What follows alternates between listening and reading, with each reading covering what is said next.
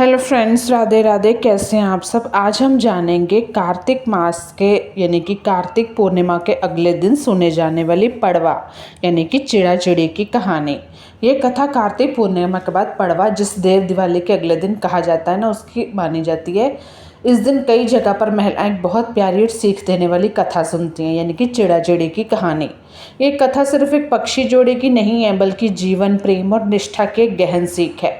तो जानते हैं इस कथा को पूरे भाव और विस्तार से। बहुत समय पहले की बात, एक छोटे से गांव में एक सुंदर पेड़ था, बड़ा हरा भरा, शांति से भरा हुआ। उसी पेड़ पर रहते थे दो प्रेमी पक्षी, चिड़ा और चिड़ी। दोनों एक दूसरे से बहुत प्रेम करते थे। सुबह साथ उठते, दाना चुगते और शाम को उसी पेड़ की डाल पर लौटकर मीठी बातें करते। वे सच्चे अर्थों में जीवन साथी थे। तो एक दिन कार्तिक मास की पूर्णिमा आई। आसमान में चांद अपनी पूरी चमक से जगमगा रहा था और धरती दीपों की रोशनी से आलोकित थी। हर कोई खुश था, मनुष्य भी, पशु भी और पक्षी भी। चिड़ी बोली, चिड़ा, आज तो कार्तिक पूर्णिमा है, सभी नदियों में स्नान कर रहे हैं, भगवान विष्णु की पूजा कर रहे हैं, हमें भी चलना चाहिए, पुण्य मिलेगा। चिड़ा ने हंसते हुए कहा, तू तो बड़ी धर्मात्मा बन गई, चल चल, ठीक है, चलकर स्नान कर आते हैं।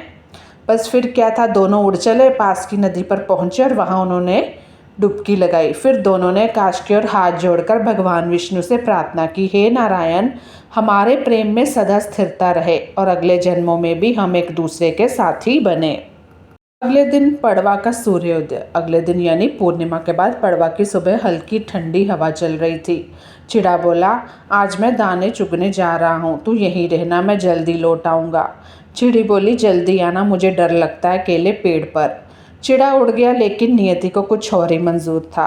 हमारे जो फैसले होते हैं, हमारे जो भी होते हैं, वो सारे नियति तो करती है। हम सोचते कुछ है, होता कुछ है, जबकि उसमें हमारी भलाई ही होती है। वो हमें बाद में पता चलता है ना। भाग्य का खेल। उस दिन गांव के कुछ लोग जंगल में जाल बिछाकर पक्षी पकड़ रहे थे। चिड़ा उड़ते उड़ते वहीं फंस गया। बेचारा छटपटाने लगा, फड़फड़ाने लगा, पर जाल से निकल ना सका। शिकारी ने उसे पकड़ लिया और बाजार ले गया। वहीं पेड़ पर बैठी चिड़ी पूरे दिन इंतजार करती रही। सूरज ढल गया, चांद निकल आया, लेकिन चिड़ा नहीं लौट कर आया। रात भर वो रोती रही कि हे भगवान, मेरा साथी कहाँ चला गया? क्या वो मुझे छोड़ गया या किसी ने उसे पकड़ लिया? चिड़ी का प्रण। सुबह होते ही चिड़ी ने प्रण लिया कि अगर मेरा चिड़ा इस संसार में नहीं रहा तो मैं भी उसके बिना नहीं रहूंगी। वह उड़कर उसी जगह पहुंची जहां शिकारी जाल डालते थे। उसने देखा सबका प्रिय चिड़ा वहीं पड़ा था, निर्जीव। चिड़ा की आंखों से आंसू रुक नहीं रहे थे। चिड़ी की आंखों से आंसू रुक नहीं रहे थे। उसने अपने पंखों से उसके ऊपर पत्ते ढके और बोली, मेरे चिड़ा, तूने मुझे वचन दिया था कि हम हर जन्म में साथ रहेंगे, तो अब मैं भी तेरे साथ चलती हूँ। इतना कहकर उसने अग्नि में कूदकर अपने प्राण त्याग दिए। बस अब दोनों की इतनी प्रेम जोड़ी, इतना प्रेम देख के देवताओं का आगमन। उस क्षण आकाश में फूलों की वर्षा लगी, देवता प्रकट हुए। भगवान विष्णु और लक्ष्मी जी स्वयं आए और बोले, हे चिड़ी, तुम्हारा प्रेम अमर रहेगा। जो भी इस दिन तुम्हारी कथा सुनेगा उसे सच्चे प्रेम, निष्ठा और समर्पण का वरदान मिलेगा। उसके घर में सदा सुख और सौभाग्य रहेगा। तो बस फिर तब से परंपरा बनी है कि कार्तिक पूर्णिमा के अगले दिन पड़वा यह कथा सुनने की परंपरा चल पड़ी। माना जाता है कि जो महिला या परिवार इस दिन चिड़ा चिड़ी की कथा सुनता और दीपक जलाकर भगवान विष्णु लक्ष्मी जी का पूजन करता है, उनके घर में प्रेम, समरसता और सौभाग्य का वास होता है। तो अगर आप छोटी सी पूजा कर सकते हैं तो ज़रूर करिए।